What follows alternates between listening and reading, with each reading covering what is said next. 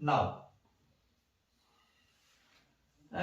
one more theory, that is equity theory. ये बहुत ही important theory है।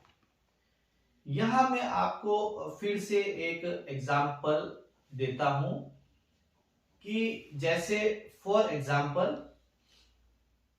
एक एम्प्लॉय है, उसने एक ऑर्गेनाइजेशन ज्वाइन किया और वो बंदा बीटेक इन कंप्यूटर साइंस है। आई एम रिपीटिंग, एक कंपनी में एक पर्सन का अपॉइंटमेंट होता है, वो बीटेक इन कंप्यूटर साइंस है। साल भर तक वो जॉब करता है, दैट मीन्स 1 ईयर एक्सपीरियंस हो गया उनको, और उनको 10% सैलरी हाइक मिलता है। कितना? 10%।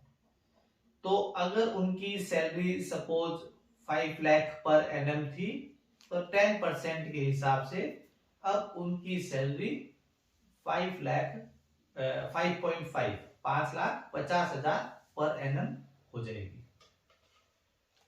अब मैं यहां पे कंडीशन ऐड कर रहा हूं कि suppose another person joins the company और उसका पैकेज है 6 लाख पर एनम। कितना? 6 lakh per annum. Now my question is कि जो बंदा 1 साल से काम कर रहा है, बीटेक किया है उसने, और एक्सपीरियंस के बाद उसकी सैलरी जो है वो 5.5 हुई है, और जिस पर्सन ने कंपनी आज ज्वाइन की है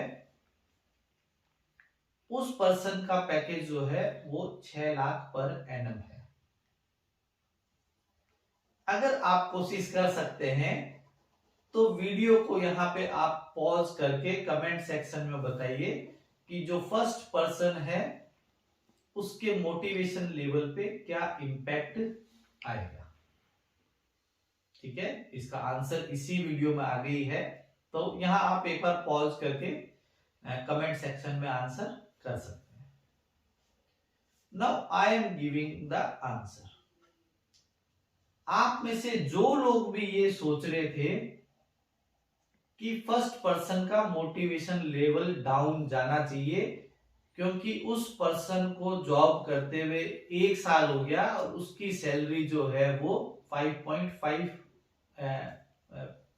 5 लाख 5.5 लाख पर एनम है। अब मेरे यहां पे क्वेश्चन है, क्या आपने ये सोचा कि सेकंड पर्सन की डिग्री क्या है? ऐसा हो सकता है कि वो एमटेक पीएचडी हो, या एमटेक भी हो, या एमटेक पीएचडी दोनों हो। सेकेंडरी ऐसा हो सकता है कि उसका इंडस्ट्री एक्सपीरियंस 2 या 3 ईयर हो, फिर वो आपकी कंपनी के अंदर आया हो। तो ऐसे क्विकली रेस्पॉन्स नहीं करने का होता कि भी उसके मोटिवेशन पे क्या इंपैक्ट आया होगा। तो इक्विटी थ्योरी क्या बोलती है कि we have a tendency to compare our input and our output with others. We have a tendency to compare our input and our output with others. एक टेंडेंसी होती है। आप स्कूल डेज याद कीजिए, जैसे ही टीचर आपको इंटरनल असेसमेंट के जो टेस्ट होते थे उनके मार्क्स सुनाते थे, तो अपना जो फर्स्ट रिएक्शन क्या होता था, मैंने बहुत सारी क्लासेस में ये पढ़ाया है टॉपिक, और जैसे ही बच्चों से पूछा जाता है कि आपका फर्स्ट रिएक्शन क्या होता था, तो उनका आंसर यही होता है कि हम 5 वाले को पूछे तो तेरे कितने हैं।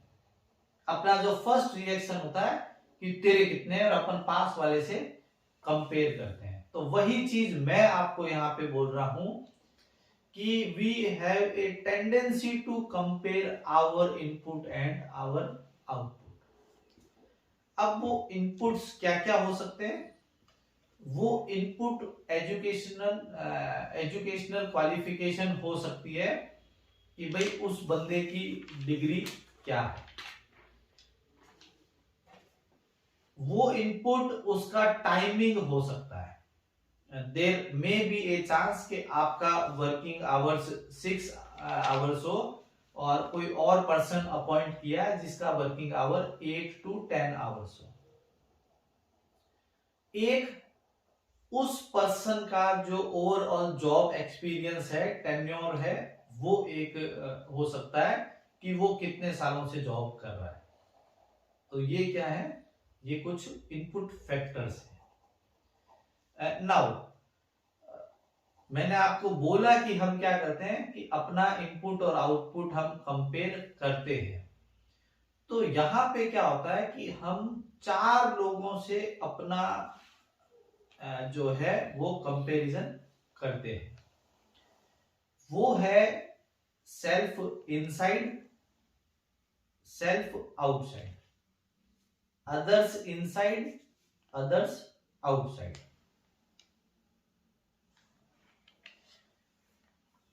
अब देखिए सेल्फ इनसाइड से मेरा क्या मतलब है। सेल्फ इनसाइड से हमारा यहां पे मतलब है कि आप सेम कंपनी के अदर डिपार्टमेंट में जब काम कर रहे थे तो वहां की आपकी सैलरी कितनी थी। सेम कंपनी में जब आप अदर डिपार्टमेंट में थे तो उस समय आपकी सैलरी कितनी थी। हमारी ये टेंडेंसी होती है to compare our salary with our self, जिसको अपन बोल रहे हैं सेल्फ इनसाइड।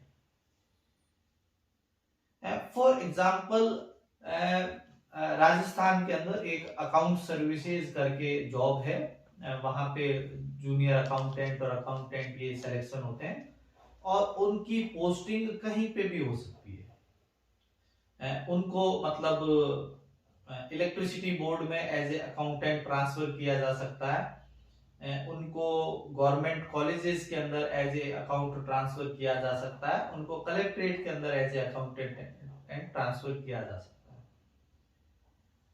तो अकॉर्डिंग टू इक्विटी थ्योरी वो हमेशा अपनी सैलरी कंपेयर करेगा कि जब मैं कॉलेज में अकाउंटेंट था, जब मैं कलेक्ट्रेट में अकाउंटेंट था, या फिर मैं इलेक्ट्रिसिटी बोर्ड या जो वाटर वर्क्स डिपार्टमेंट है, पब्लिक हेल्थ डिपार्टमेंट, उसमें था तो वहां मेरी सैलरी कितनी थी। तो that comparison is self inside. या बड़ी कंपनी है और आप उसके अंदर डिपार्टमेंट स्विच होते रहते हैं तो वहां पे आप अपनी जो है वो सैलरी सेल्फ इनसाइड से कंपेयर करते हैं। Then we have self outside. That means when I was working on this position with other company, my salary was this. When I was working with other company on this designation, my salary was this. इस comparison को अपन क्या बोलते हैं, self outside. जो next comparison है वो है others inside.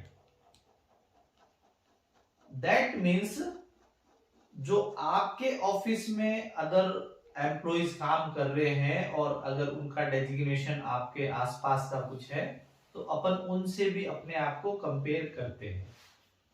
That is others inside. But let me remind you, before comparing your salary with others inside, always consider your input and output. जो मैंने आपको बोला कि अदर्स की क्वालिफिकेशन, उनका जॉब एक्सपीरियंस, टेन्योर, कितने टाइम से वो है, ये सब चीजें आपको, उनका वर्किंग आवर्स और उनकी रेस्पॉन्सिबिलिटीज और वो सब आपको करना पड़ेगा। एंड जो फोर्थ है वो है अदर्स आउटसाइड।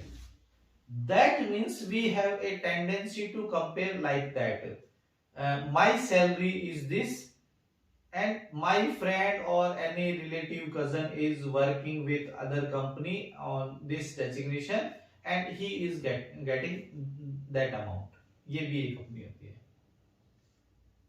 स्कूल में, कॉलेजेस में अपन कई बार ऐसा करते हैं कि अपने कुछ फ्रेंड्स या फिर कजन्स जो कि दूसरे स्कूल कॉलेजेस में हैं, अपन उनसे पूछते हैं तेरे टेस्ट में कितने नंबर आए।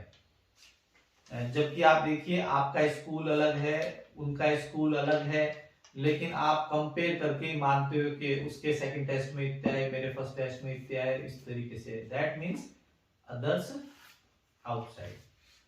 तो इसलिए मैं आपको बता दूं कि कंपनीज के सब थ्योरीज पढ़ी हुई होती हैं। Similar kind of job structures का सैलरी जो स्ट्रक्चर चल रहा होता है वो ऑलमोस्ट सेम होता है। आप इसको कभी नोटिस कीजिएगा कि कोई बड़ा भारी डिफरेंस आपको नहीं मिलेगा। कोई अगर एक जॉब का एक सैलरी स्ट्रक्चर चल रहा है तो ऑलमोस्ट उस सिटी उस एरिया के अंदर जो है वो एक पे नॉर्म्स बन जाती है, वही सैलरी चल रही होती है। That is equity theory of motivation.